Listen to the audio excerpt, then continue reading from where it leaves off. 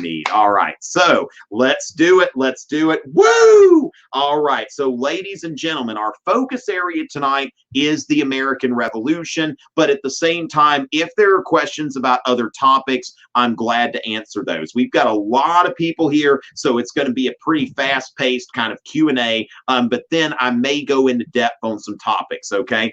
So as far as that, what up, squad? All right, so ladies and gentlemen, let's get to this. All right. Thank you. Thank you. I figured I'd wear an America shirt today since we're doing a lot of APUSH review. All right. So let's go ahead and get into some questions. Now, the boundaries for our session as far as preference questions. I'm going to be giving preference. I'm going to be giving preference to questions starting with the French and Indian War and ending with the Treaty of Paris 1783. So 1754 to 1783 are going to get preference. But if there are other questions that are getting a lot of upvotes that are outside of this area, I'll be glad to answer those as well. Okay. So as far as that goes, ladies and gentlemen, I would always recommend writing stuff down. I mean, this isn't Harry Potter, okay? You're not watching this, and you're not watching this just like you would watch a film, right? So this isn't like watching a film. That's something that you want to make sure that you understand, that it's not like watching a film. All right, so with that, ladies and gentlemen, we're going to get into that, okay? But yes, again, take notes because it's not like watching a film. And so as far as that goes, let's go ahead and do that. And let's go ahead and get into that. Let's see some questions and all of that kind of stuff. All right, so with that, and ladies and gentlemen, remember, I will plug 5able Plus here and there because we need to make sure that y'all are getting what y'all need next week and not just this week. All right, so Rhea is asking about battles. Now, remember that this is the APUS history exam. One of the most frustrating things about being an APUSH teacher is that you know, you don't get to the interesting stuff isn't really covered on the exam. So as far as that goes, what we're looking at here is that you've got, of course, I would say 3 battles. Typically for the American Revolutionary War, for the American Civil War, I'm thinking in terms of like 3 important battles. Most wars, you don't need to know any battles. The War of 1812, the Battle of New Orleans would help. But first of all, so the 3 battles that I would advise students to know for the American Revolution would be the battles of Lexington and Concord, which started, those are the first battles of the American Revolution. And let's see, okay, so I don't know, let's see, just one second. Added this in the email. There's a purchase link, okay? Let me make sure that I'm giving y'all the link to purchase 5able Plus. I don't think that I have an exact link in my email. So as far as that goes, if a 5able admin has that there, oh, you know what? Let's see. Okay, so as far as that goes, ladies and gentlemen, let me just find this real quick. Okay. All right, so let's see here. Okay, having a hard time there, not seeing what I need to see here. Okay, so I'm going to get back to the review part, and maybe I'll hear back from 5able via email before this is over. All right, so as far as that goes, ladies and gentlemen, the turning points of the war, all right, that we're looking at Lexington and Concord, which of course starts the war. So let's see. So we're looking at Lexington and Concord, which starts the war. And then we are looking at the Battle of Saratoga. The Battle of Saratoga is the most important battle. Okay, so it is the most important battle of the war because it results in the French alliance. Okay, so after the Battle of Saratoga, which is the first battle in which, the shot heard around the world is the battles of Lexington and Concord. But the Battle of Saratoga, this is the first like major battle that an American army wins on an actual battlefield with the British. And so after that, the French are convinced that this is the real deal, that the American colonies are actually the United States of America, that with French help they can win the war. Now the French really wanted to stick it to the British because they're still kind of upset about what happened in the French and Indian War, that the French lost their colonies, and the French are like, well, you know what? they should lose their colonies. So as soon as the French realized that the colonists are the real deal, they're like, look, we're going to go ahead and we're going to support you. We're going to recognize the United States of America. And so they do that. But that's the Battle of Saratoga. Now, finally, I'd mention the Battle of Yorktown because that is the last battle of the American Revolution. And that's where this French help, we can see how important it was, okay, how important this French help was because without the French, then Lord Cornwallis would have just been able to leave. The Royal Navy would have gotten there and Cornwallis would have just left. But the French Navy was keeping the Royal Navy out of the Chesapeake Bay. And so Cornwallis ended up having to surrender to Washington. So I would say Lexington and Concord, which is basically like one battle. Then the Battle of Saratoga, which is the turning point because you get the French military and diplomatic assistance. And then the Battle of Yorktown. So with that, what are some of the consequences America faced after the war? Okay, so when we think about the legacies of the American Revolution, I think that that's something that is rather important. And actually, I've got something here that I think would be beneficial here. Let me go ahead and pull this up because this is something I'm not going to go in depth, and this isn't on my YouTube channel, but I'm going to go ahead and go through some kind of key points here, okay, about what's going on because of the American Revolution. So let's go ahead and take a look at this. All right, so as far as that goes, let's see. I need to share my screen. There we go. I was just using another interface in another broadcast, so now I'm back on the more familiar Crowdcast. All right, so going with this, ladies and gentlemen, the legacies of the American Revolution. Now, first of all, republicanism, okay? That remember that the British had a constitutional monarchy, but after the American Revolution, it was decided that we will start a government that is a republic.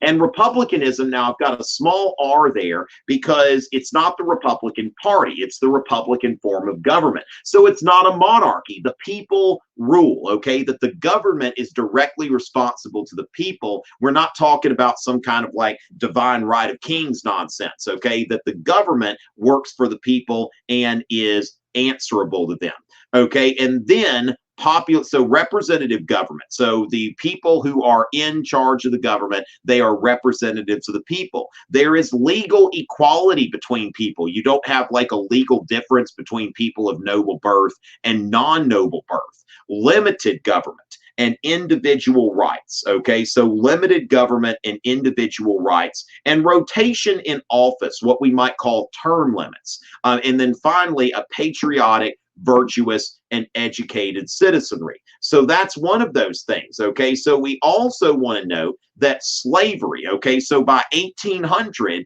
nearly all states north of the Mason-Dixon line passed laws granting gradual emancipation of slaves. Now, Massachusetts and Vermont, I believe, did so immediately, but as far as all of the other northern states, they passed gradual emancipation laws. Eventually, New Jersey passed a law as well, even though there were technically still slaves in New Jersey by 1860. But what happens here is, now what we want to note as well, though, is that although northern states abolished slavery, few northern states allowed free black residents to vote, and some even banned free black settlement, that if you were not white, you weren't supposed to be in the state. So don't get an idea of the North as a place where there was just total racial equality or something like that, but they did pass laws gradually freeing slaves. And so what we see here, we see a couple of examples where you've got, like Vermont and Massachusetts,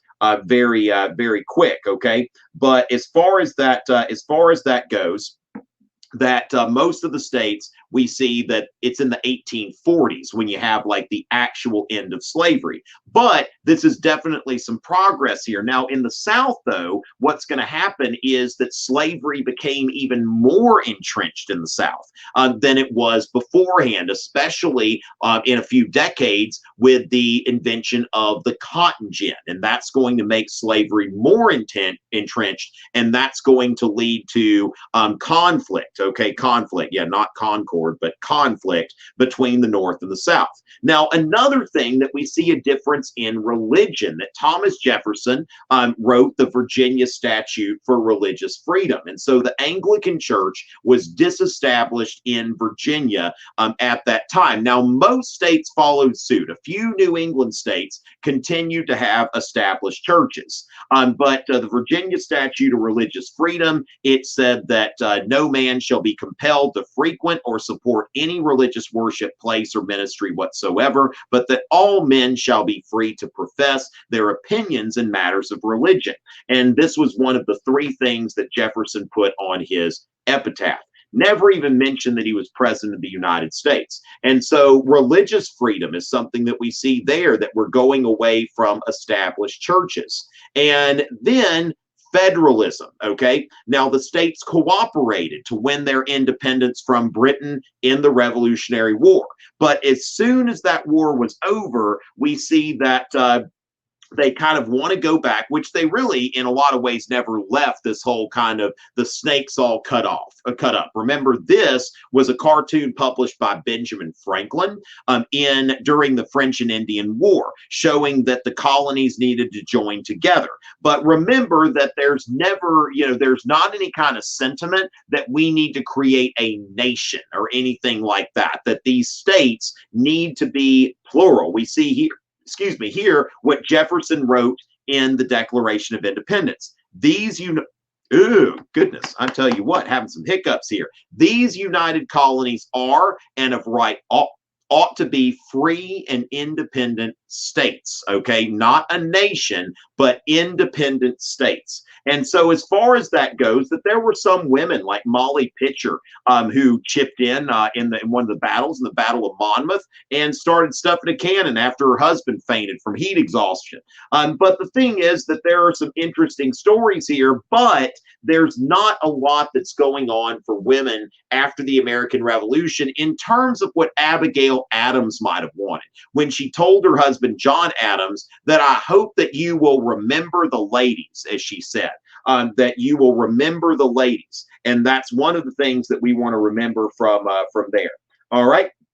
So as far as that goes, that we're going to see that they don't vote quite yet, but there still is something for women, okay, when we get into what's called Republican motherhood. Now, we're not talking about Republican Party motherhood, but we're talking about the idea that strong families are necessary for a strong republic. So Republican motherhood is something that's intertwined with the spirit of the American Revolution, and something that women should train their sons, should be basically their sons' first teachers, in order that their sons may learn what they need to learn to be good, virtuous, and patriotic citizens. As Jefferson wrote, if a nation expects to be ignorant and free, it expects what never was and never will be.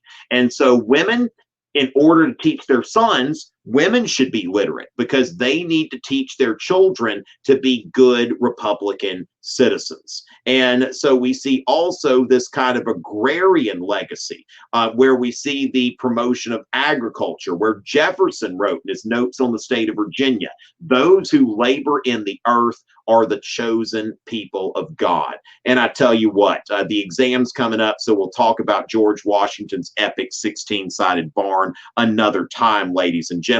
But those are some of the legacies of the American Revolution when we're thinking in terms of what difference did the American Revolution make? Okay, so hopefully you're finding that helpful. Catherine, I would be glad to make this available. I'll be glad to make this available. If somebody from Five will just shoot me an email, I'll make sure for that. Okay, so could you talk about key dates through the Revolution that would be helpful for remembering on the exam? All right, so as far as this goes, now, Jenna, remember that, when it comes time for questions, okay, when you're asking me to preview questions, what you want to do is make sure that you are make sure that you're ready for whatever they're going to ask you. That no matter what they ask you, you're going to get the same body of information. You're still going to use the same body of information to answer any question they ask you. So what you want to do is to understand what you need to understand, and going from there, okay? So going from there, that no matter what question they ask, like if it's about Parliament taxing the colonies in the 1760s, Sugar Act, Stamp Act, Townsend Acts. So as far as that goes, let me go ahead and note first of all that you want to note that the French and Indian War, 1754 to 1763. Okay, that's something that you should know. Then I think that the next date that you should know is the Boston Massacre happened in 1770. Why that one out of all of them? Because it's 1770, and it's a neat divider, okay? So let me show you something that I've got here. And again, I don't mind making this available to my friends at Fiveable, for people to look at a later time. Now, it may only be available to Fiveable Plus members. I'm not sure exactly how that works, ladies and gentlemen, okay? But I'm pretty sure that if I am doing something with that, that's a Fiveable Plus thing. So make sure that y'all, look at Fiveable Plus. All right, so going into that, ladies and gentlemen, let's look at the road to the American Revolution. Now, the French and Indian War is what starts this whole thing. So you want to know 1754 to 1763. Wars cost money, the national debt. Now, we see the end of the policy of salutary neglect. Okay, salutary neglect was this policy that was called, so salutary neglect is when basically Parliament said that we passed the Navigation Acts, but we're not going to enforce them. We're going to let the colonies just do whatever they want to do, and we don't care as long as trade is flourishing and the economy is good. Now, after the British build up all this debt in the French and Indian War, then they're like, you know what? Maybe we should try to collect some revenue from the colonies. Now, so as far as that goes, now 1763, you already know that's the end of the war. Now that also, the reason why 1763 is a good year to remember, it's also the year of the Proclamation of 1763. This is in the immediate aftermath of the French and Indian War, that you've got Pontiac's Rebellion. All right, so Pontiac's Rebellion, what happens here is that the Indian tribes in the western part, what used to be France, they decide that, you know what, we're going to rebel against the British. And so Pontiac's Rebellion is a causal factor for the Proclamation of 1763. Now, if we wanted to get super technical, the British government was already contemplating this policy, but Pontiac's Rebellion really kind of set this into stone. So that's the context here, that the British are trying to avoid an Indian rebellion, because remember, these Indian tribes were very partial to the French, who had been very good to them. And so what the British decided was to issue the Royal Proclamation of 1763 that the colonists cannot settle west of the Appalachian Mountains. Now, when you look at the causes of the French and Indian War, a big part of that was the British colonists trying to move west into the Ohio River Valley. And so the colonists felt like, yay, we won. And the British government's like, no, we won, and you need to stay on your side of the mountains. And so the colonists aren't very crazy about this, but it's no need to start a revolution just because of that. Now, of course, there's also the quartering of British troops, that the British decide that after the French and Indian War, that they are going to bring more troops into the colonies, and the colonists are going to help pay for their upkeep. But the thing is that the colonists are upset about this because after the defeat of the French, where's the enemy? And so as far as that goes, Parliament was the legislative body, okay, the legislative body of Britain. And with that, Parliament in the 1760s taxes the colonies. Now, when we talk about remembering specific years, the reason why I told you that 1770 is a good year to remember the Boston Massacre, if you remember 1763 and 1770, and you remember that the Sugar Act, the Stamp Act, the Townsend Acts, that those were all passed in that window, in that 7-year window, then you're good. So you get to divide the 1760s, where it's about Parliament taxing the colonies, from the 1770s, which are leading up to the American Revolution. that this isn't just like one snowball that's going through here, that in the 1760s, it's really more of a protest than it is a revolution.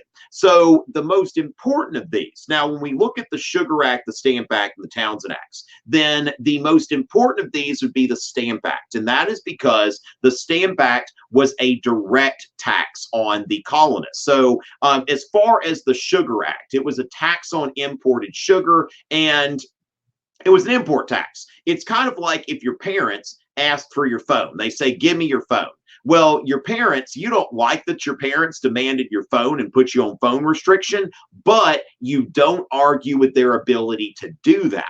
Whereas if they said, well, you know what, we're not happy with you, we're not going to feed you for a week. Now, that's not salutary neglect, that's actual neglect, and your parents could get in legal trouble. That is, or they say we're going to lock you in the cellar or something like that for a week and not feed you. That's something that is neglect, and that's not good. They don't have a right to do that.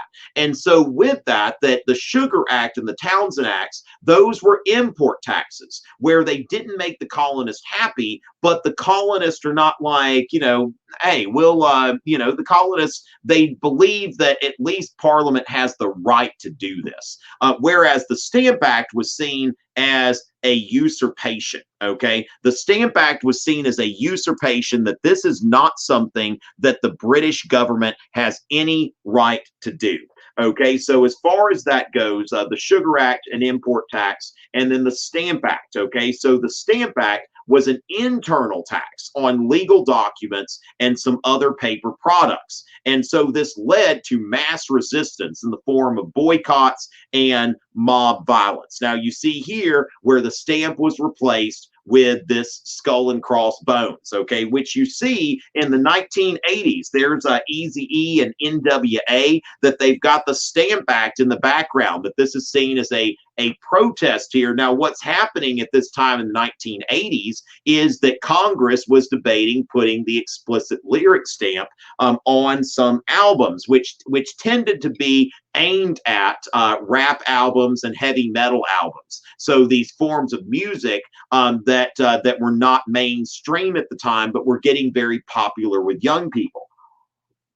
And so Eazy-E put this stamp on there. And so that's got some lasting power. Now, the rallying cry here was no taxation without representation. This is an idea that goes back to the Magna Carta. It was reiterated by the English Bill of Rights, that these colonists saw themselves as British subjects, and they believed that they had rights as British subjects. And so with that, no taxation without representation. And so the taxing authority, now one thing that you want to make sure that you don't have a misunderstanding about is that the colonists did not want to be represented in Parliament. That would be kind of stupid because they'd be outnumbered over there, but they wanted to have their own colonial legislatures ratify any internal tax. And so that's what's going on there. So the Sons of Liberty organizes in response to the Stamp Act, and it was a resistance movement that used intimidation and mass protests. Now remember, when we look at visual sources, you see here how the Sons of Liberty are being portrayed as a lawless group, that you see a noose hanging from the Liberty Tree, and you see the looks on their faces as they tar and feather this tax collector, and they pour hot tea down his throat, okay, that these men are bullies. Now this, you could see that whoever drew this was sympathetic with the British and against the Sons of Liberty, saw them as a lawless group. All right, so with that, ladies and gentlemen, going on to the Daughters of Liberty. Now, the boycotts, okay? So remember that the purpose of a colony was to enrich the mother country, okay? The purpose of a colony is to enrich the mother country, and the colony is supposed to provide raw materials, and then the colonists are supposed to consume finished goods from the mother country. And so the colonists decided, well, if you're going to tax us illegally, then we're not going to purchase British products. And so British textiles, nice British suits. Now even somebody rich like Washington would walk around in a suit made out of homespun cloth. So this reduced dependence on British textiles, which is, of course, going to result in, several resignations. There were people that were intimidated into resigning as the tax collector. And finally, in 1766, the Stamp Act was repealed. Now, again, if you've got 1770 as an anchor year, then you should be good with that, okay? So I would say that understanding that, and then with the Townshend Acts, this being a tax, they go back to import taxes, okay? So the Stamp Act was, we get into that. The Stamp Act, the problem was that it was an internal tax. It was a direct tax, okay? So let's go ahead and take a look at another question there. What were the economic effects of the American Revolution? Okay, so the economy after the American Revolution, it wasn't good. Okay, and that's, of course, when we get into the into Hamilton's financial plans later on, that the economy, like what had happened is during the American Revolution, the Continental Congress had printed all of these continental notes, like all of this worthless paper currency that basically function as IOUs that nobody really intended to pay back. So then, remember, there was no economic cooperation between the states either. And so you've got 13 separate economies working, and this turns into something of a disaster. And this is a causal factor for the Constitution, okay, that the elites, they want the Constitution, the Constitutional Convention, because the economy was so bad after the French Revolution. Okay, this one is yeah, we've got that. Okay, so Megan, good answer there. I think that question's been answered. All right, so could I discuss how the Enlightenment affected? Okay, so yes, as far as that goes, Dylan, we've got two things. Actually, if you get into like your first SAQ, is typically going to be a secondary source analysis. And what I see on the APUSH exam, it tends to be two different perspectives from two different historians. Now, historians debate the relative significance of the Enlightenment, which I've got a video on the American Enlightenment. People like Thomas Jefferson, Thomas Paine, and Benjamin Franklin. Sorry, I had a Rick Perry moment there. If any of you are teachers listening here, that how much of this is about the Enlightenment and the view of natural law and natural rights that comes from the Enlightenment, and how much of this is more people that are standing up for their traditional English liberties, going back to the Magna Carta and the English Bill of Rights. So the Enlightenment is something that, is a European intellectual movement that is leading people to kind of rethink government and to rethink, some of these traditional things such as monarchy and that sort of thing. Now, but again, we want to note as well that it's not just the Enlightenment, that there are some people who are not into the Enlightenment at all, but they're saying that, look, going back to the Magna Carta, we have a right not to be taxed without our consent. Okay, so that's something that you would note there about the Enlightenment. Of course, John Locke is kind of like, he's sort of an influencer of the Enlightenment. When we look at Locke, that we are appealing to the philosophy of the Enlightenment, but we're also appealing a bit to the rights of Englishmen as they saw it. Okay, so with that, I think we've got a quick answer there. Now, as far as that goes, they're Democratic and Republican ideals, okay? So as far as that goes, that different forms of government, now we've got a little bit of tension between the elites and between some of the, some of the frontier types, that there are some people who are hoping that the American Revolution will create more democratic governments. Now, of course, with some of the elites, there was concern that the American Revolution had been too democratic. That the Constitutional Convention can, in some ways, be cast as something of a counter-revolution, that the Anti-Federalists saw the Constitution as an attempt to erase some of the gains of the American Revolution. And that's why the Anti-Federalists so thoroughly opposed the Constitution, and even the more moderate Anti-Federalists demanded the inclusion of a Bill of Rights. So that's something that I think that we want to note there, that, the Constitution is really, something of a rolling back of some of the features of the, you know, some of the gains made by the American Revolution, depending on how you look at it. Okay, and so as far as that goes, ladies and gentlemen, I'm getting some things here now. Let's see. I've got Sarah. You've got a good question here, and what I want to note here. Let's talk about the most famous image of the American Revolution, and that is Paul Revere's engraving of the Boston Massacre. Okay, so that's something that kind of brings us back to our general narrative here, which I think is good to kind of balance, you know, the Q&A with a bit of narrative there. So as far as that goes, the Boston Massacre. So what was the Boston Massacre? I mean, this was a rowdy Boston mob, dock workers, drunks. You know, these people were just out at night and they thought, let's harass some British soldiers. And, you know, they didn't like these soldiers being out there. And so they went to this British soldier who was doing his job. He was standing guard, and they started calling him a lobster back. And they started to throw things at him and to taunt the British soldier, to threaten him. Why don't you shoot us? What are you going to do? And he was reinforced. Some other soldiers came and joined him. The mob got bigger, rowdier. They were yelling at him, why don't you fire? And then all of a sudden, somebody did. And then the rest of them did.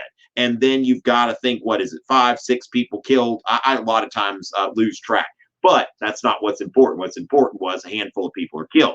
So Paul Revere was a Boston silversmith and a member of the Sons of Liberty. Now, what we need to do here is we need to understand that even visual sources have a point of view. Even photographs have a point of view. You think about a real estate agent who's listing the house. The real estate agent will take pictures of the most attractive part of the house. So even visual sources have a point of view. So when we look at Paul Revere's engraving of the Boston Massacre, we want to note that this is coming from the POV of the Sons of Liberty. And what we see here is this bloody massacre, okay? And so we look at the mob and it looks so defenseless, okay, that these poor people here, the British soldiers, you can see like kind of smiles on some of their faces. You see that they're lined up in a very organized fashion. You see that their captain is raising his sword, okay? The captain is giving the order to fire, which that's something that was in dispute. But in Paul Revere's graphic here, the captain is undoubtedly giving the order to fire. Right above the British soldiers, we see Butcher's Hall, okay, which, I mean, this is something that's, no, there wasn't a literal butcher's hall there, but Paul Revere is making a point here. But we see the defenseless nature, you know, you see that random dog just sitting there, which was a common feature in art at the time. A lot of people ask, what was that dog doing there? But remember, today, we don't see dogs just all over the place. But if you think about it back then, dogs were a very common sight. Looks like here we've got a woman dressed in black that you can see here that she's already mourning. Now, speaking of mourning, what about the time of day? It was at night, but notice that Paul Revere puts the moon in the uppermost corner. He puts it as far away from view as possible. And when you look at the lighting, it looks like this was in broad daylight. Paul Revere says, look at that moon there. I'm not trying to mislead anybody, but he's putting the moon so far into the corner that it's not going to attract attention, because that's not where people tend to look. They tend to look in those those 4 tic-tac-toe board points. And so, you know, he's making it look like that this was, so, you know, just a group of British soldiers that just decided, hey, I'm bored, let's go shoot some colonists. And so that's something that if we think about that as a cartoon or a visual source, this is the one that I think is the most famous visual source of the American Revolution. All right, so ladies and gentlemen, so with that, let's go ahead and mark that as answered. Okay, now we've got a few things here, and like I said here, I will go ahead and answer a few questions that are unrelated to our focus area because we've got some upvotes here. So, can you explain the square deal? Now, Julie, Teddy Roosevelt's square deal. This is a this is his plan that he is the first president really of the 20th century. And he's coming behind several presidents in the Gilded Age who had always taken the side of big business. Okay, like a lot of times people describe the government of the Gilded Age as laissez-faire. That's the last thing it was. That the Gilded Age was really a time where the government is doing things to support business. This is the sort of thing that Hamilton wanted in 1790, that Clay wanted in the antebellum period. And so, as far as that goes, that the government was always supporting business. So during the Pullman strike, during the Great Railroad Strike of 1877, the federal government always intervened against the labor unions on the basis of the Commerce Clause. And so, as far as that goes, we also have the situation where, when you think about the transcontinental railroads, that they were getting all these subsidies from the government, that the government is giving all of this money to these big businesses, and the credit mobilier scandal, there's corruption. And when Teddy Roosevelt becomes president, there is an outcry against this. There are a lot of people who think, hey, the government is not on our side, that they're against us. The government is not impartial. And so Teddy Roosevelt promised to give Americans a square deal, that the government's not here to take a side, that I'm the president of everybody. So in 1902, with the anthracite coal strike, what we see here is that Teddy Roosevelt doesn't send in troops to break the strike. Instead, he tells the leaders of the labor union and the business leaders, I want all of you to come to the White House and let's talk about it. Let's try to mediate a settlement and do this peacefully so that everybody can get back to work. Now, the business leaders were not very happy with that. The business leaders were not very happy at all. And so they were in a situation where they're saying, like, look, the labor unions don't pay for your, they don't pay for your stuff here, that they don't pay for your campaign expenses and all of that kind of stuff. So with that, we want to make, as far as that goes, Teddy Roosevelt saying, look, I'm not on anybody's side. I am the president of everyone, and I'm giving the American people a square deal. Okay, so as far as that, we are finished with that question. Now, remember, ladies and gentlemen, there are going to be some more questions in the cram sessions next week. So you want to think about subscribing to Fiveable Plus if you want to be able to get into a cram session that's pretty much going to be answering questions. Okay, so this is a public session, but you want to make sure that I'm going to be broadcasting, I believe, at 9 p.m. the night before the exam and 2 nights before the exam. So we want to make sure that if you want to be in those sessions as well as access the archive, then we want to be able to we want to have that coming up. Okay, so as far as that goes, let's think about this. Now, Rhea, you're asking about the American Revolutionary War. What started the war? So let's go back to kind of our main narrative here in the American Revolution and get into what is getting this started, because Parliament taxing the colonies doesn't really account for the whole thing, does it? That started off really as more of a revolt. And so with that, let's go ahead and look at the Tea Act. Now, first of all, very quickly, ladies and gentlemen, just a moment of silence. Muskets out for Harambe.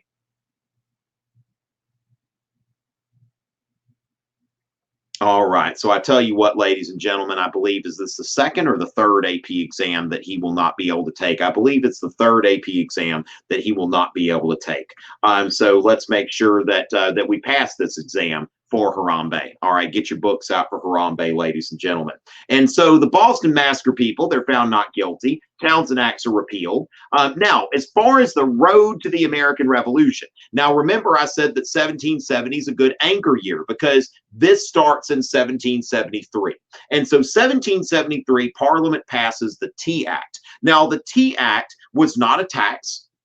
It was a monopoly to the British East India Company. Okay, so the British East India Company gets a monopoly because they've got all of this surplus tea. Now, Parliament, it's one of those things, all of you've been in situations where you're just trying to help and it ends up coming back to bite you. You're just trying to help. And so Parliament granted monopoly to the British East India Company on the condition that they would sell their tea in the colonies for cheap. Now, you might ask that if they have to sell it for cheap, why give them monopoly in the first place? Why don't they just go in and sell on the open market? Now, to understand why the colonists are so riled up by this, it's not even a tax, but it's a control over their economic life. When we think about life, liberty, the pursuit of happiness, that my life, I've got a right for my person to be safe, okay, from the government, that I have a right not to be detained, not to be executed, not to be punished without due process of law. My liberty, I've got a right to speak freely. I've got a right to profess my own religious beliefs, that I've got a right to express myself. The pursuit of happiness, I've got a right to economic freedom. I've got a right, like basically here, that I am here leading a broadcast with Fiveable. Nobody made me do that. The government didn't say you have to be here with Fiveable. That I'm here because I chose to be here this evening. And so I'm exercising my economic freedom. And so I became a teacher. I chose to do that. Now, the other thing is when I get paid, then when I get paid, what happens here is that I'm going to, when I get paid, I can be free from burdensome taxation, that I have the freedom not to have undue government economic interference in my life. So after I get paid and I don't have, an undue tax burden, then I can spend my money as I please. That is the other part of my pursuit of happiness. And so when Parliament grants a monopoly to the British East India Company, well, what if I wanted to buy another type of tea, then from another vendor? Then I should have the liberty to do that. I'm tired of Parliament trying to control my life. Okay, that's what they are upset about. And the Boston Tea Party, of course, that's the Sons of Liberty dressing up like Mohawk Indians and throwing the tea into the Boston Harbor. And the result of this, so we get into cause and effect relationships. So we're getting into causation here. And what happens is that the Intolerable Acts are passed by Parliament, and they're called the Coercive Acts, but the colonists call them the Intolerable Acts. And these are acts that basically put the Massachusetts colony under martial law. And so the names of the acts aren't as important as what they did, but you want to know both, okay, or at least what they did, okay. But you can kind of, if you know the names of the act, you're like, oh, okay, well, I can see what's going on here. Otherwise, you may be struggling to remember what they did. So first of all, the Boston Port Act. This is the most obvious here, that they closed the Boston Port. Okay, the Boston Port was closed as a result of the Boston Tea Party, which essentially crippled the Boston economy. Boston was one of the 4 largest ports in the colonies, and so this crippled the economy of Boston, Massachusetts in general. And that this was really the hub of the economic life of Boston.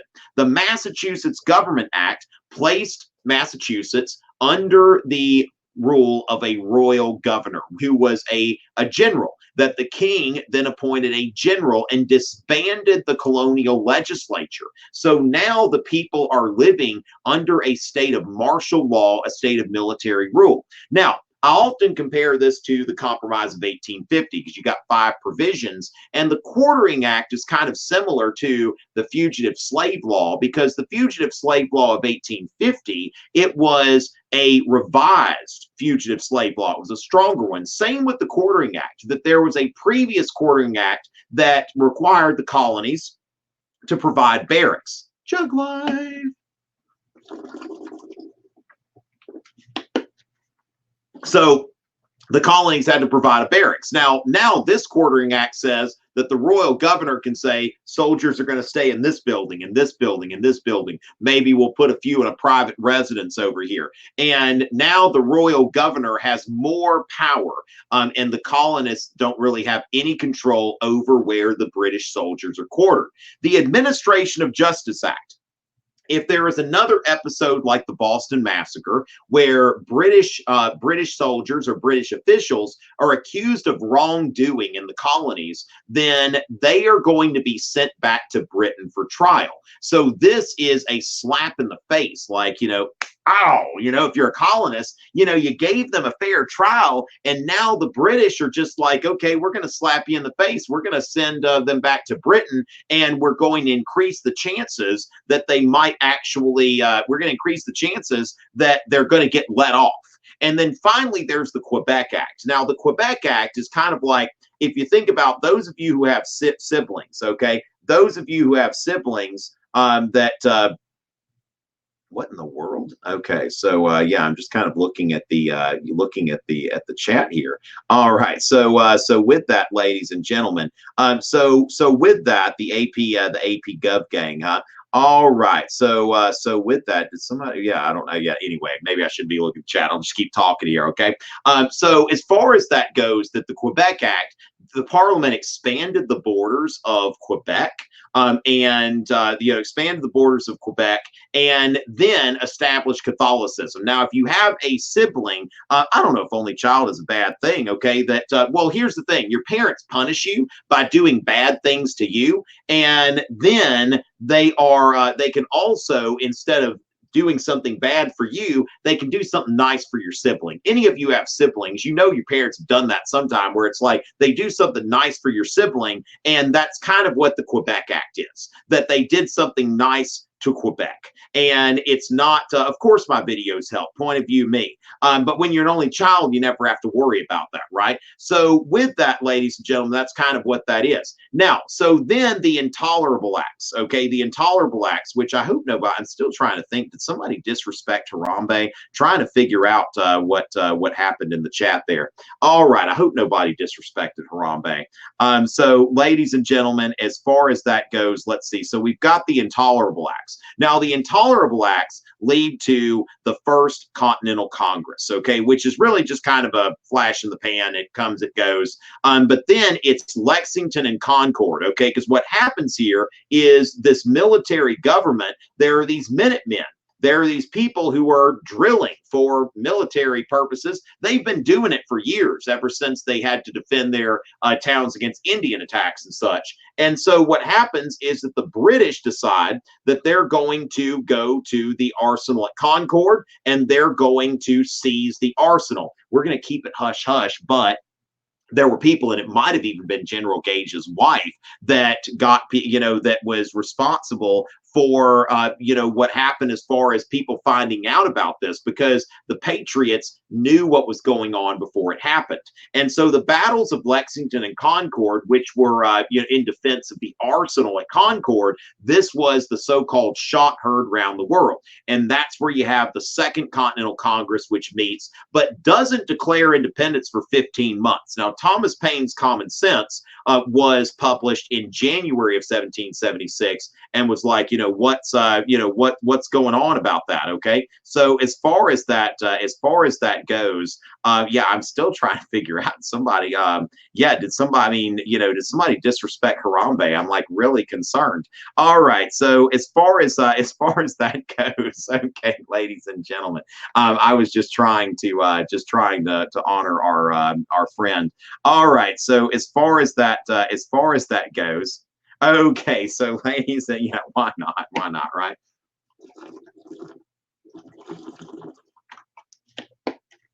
All right. Okay, so ladies and gentlemen, so as far as that goes, treaties that go with which war, okay? So we do love him, Sophia. You are absolutely right. Okay, so as far as that goes, ladies and gentlemen, remember that we want to get into Fiveable Plus, okay? Because Fiveable Plus is not only going to allow you to look at this broadcast, all the other broadcasts we've done for all subjects. If you're taking multiple AP subjects, any subject that's covered by Fiveable, you've got access to everything there, okay? You've got access to all of that.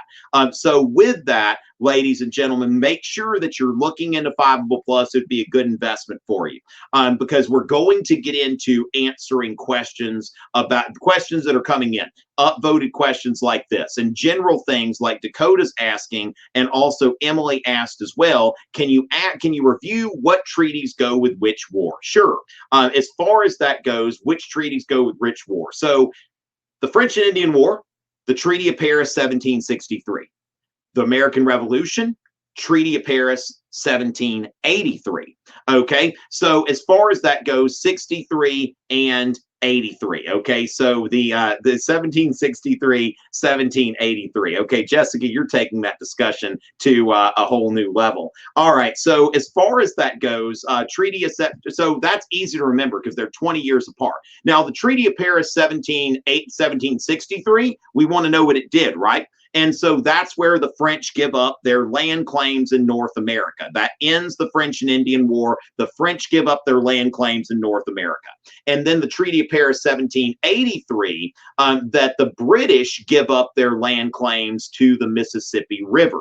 And so the borders of the United States, according to the Treaty of Paris, 1783, the Spanish get Florida back because Florida actually helped us. I mean, not Florida, the Spanish helped us out too. The French gave us a lot more help, but the Spanish helped us out a bit too. And so Florida was the southern border, the Mississippi River was the western border, and then the Great Lakes were the northern border. And of course, the eastern border is the Atlantic Ocean.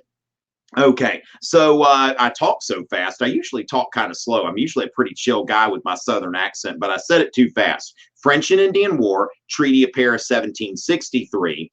Then the American Revolution, Treaty of Paris, 1783. Now, if you'll get 5able plus, then you can come back and watch this again, and you can like, let's rewind, get into repeat that, okay? Remember that free access is just for the live. Can you rewind after the video? You sure can. If you're a 5able plus subscriber, you can watch the replays. There's a whole treasure trove, okay, for all kinds of AP subjects. So go check that out. 5able.me, I believe, /plus. I don't think I have my own referral link here, but 5able.me /plus. Okay, so go ahead and go to that. Take a look at that. Oh, the code Tom Ritchie. Okay, so if you buy 5able plus tonight, use the code Tom Ritchie. That will give you a discount, and it will also give me a little kickback. So that's, you know, the invisible hand, ladies and gentlemen, Adam Smith here. Okay, so as far as that goes, if you buy 5able plus tonight, use the code Tom Ritchie. 5able.me /plus, and that's going to allow you to spend some time with me next week. It's be awesome. So if you love me, get 5able plus. Go to 5able.me /plus. In fact, I'm going to go over there right now. So 5able.me /plus. Okay, and so as far as that goes, it looks like cram with us. All right. We got our friends Booker T. Washington and W.B. Du Bois, and so yeah, I'm not quite sure there what we're looking into there. But make sure you use the code Tom Ritchie so that you can get a little something there.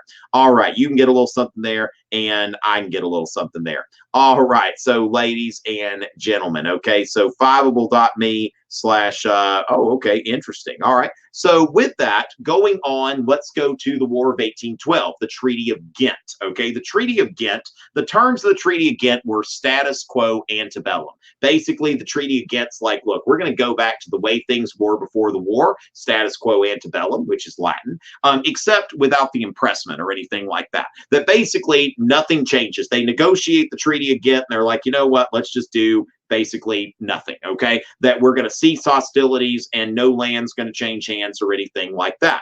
Then I would say the next thing you want to look at is the Mexican-American War, okay? The Mexican-American War, which is ended by the Treaty of Guadalupe Hidalgo, which the United States gets the Mexican Cession, okay? G-H-E-N-T, the Treaty of Ghent, ended the War of 1812. Now, if it's G-E-N-T, whatever, okay? Misspelling something.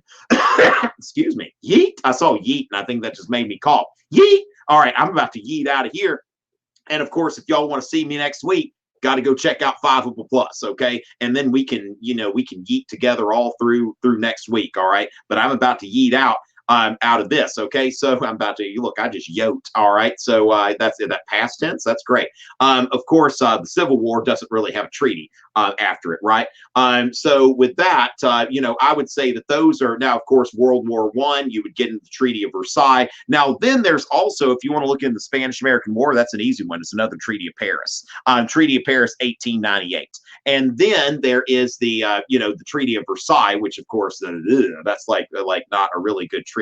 All right, the Treaty of Yeet. Oh my goodness, y'all just crack me up. Y'all crack me up. All right. So as far as that goes, ladies and gentlemen, yes, okay. So wow, y'all are. I mean, yeah. I hope a lot of y'all come back. I hope a lot of y'all come back. That you get 5 plus, and that you come back. I think that's going to be awesome. And so as far as that goes, ladies and gentlemen, we are running about to run out of time now. As far as how religion fit into the war, Ray has been with us a long time. She's been one of our regulars.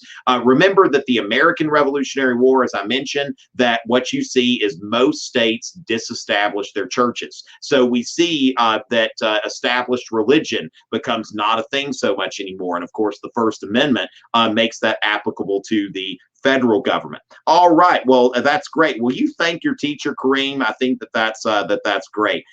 So yes, thank you. All right. Well, I am so glad, and I am so thankful for Miss Bacon, and I'm so glad for all of you. Maybe I need to see this Endgame, because I've actually only seen a handful of those Marvel movies. Or wait, not is it Marvel? What? Which one is that? I don't know. But anyway, I've seen a lot of the X-Men movies, but the Avengers movies, my daughter actually, we were in Old Navy, and my daughter was like, you should get that shirt. And so I got that shirt because, that's my girl. And when she says get a shirt, I get a shirt. Okay, well, thank you so much. I am so glad. Thank your teachers for me. Thank your teachers so much. And also thank all of you for coming here today. And as far as that goes, I'm hoping to see several of you here. Go to 5able Plus.